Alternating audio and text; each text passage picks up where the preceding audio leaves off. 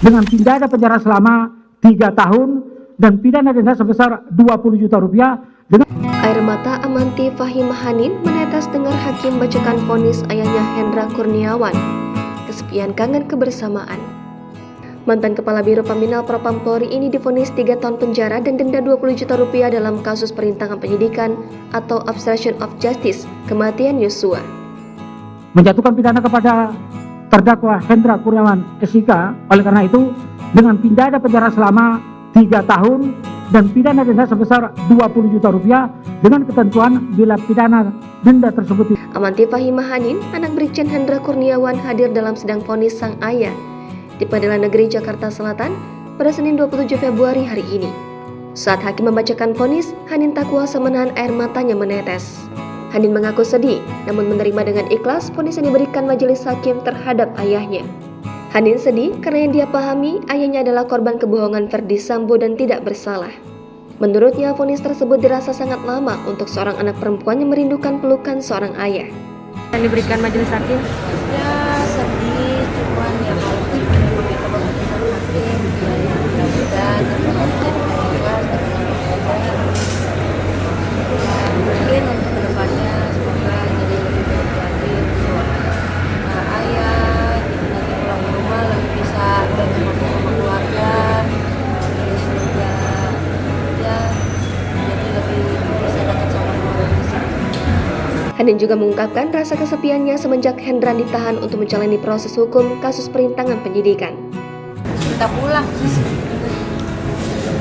buat pulang lebih cepat karena ya udah berjalan berbulan-bulan, jadi rasa kangen itu pasti ada. Ia menyebut rumah menjadi sepi, tak ada panggilan lembut yang biasa ia dengar dan juga tak ada pelukan hangat dari seorang ayah. Hanin berharap dengan pengalaman ini sang ayah dapat menjadi pribadi yang lebih baik lagi. Ia berharap sang ayah setelah pulang ke rumah lebih bisa banyak waktu sama keluarga. Sementara itu, Hanin mengungkapkan sang ibu Sialisha tidak bisa ikut menghadiri sidang vonis sang suami karena kendala pekerjaan. Mama lagi ada kerjaan, tapi mama support jadi jauh.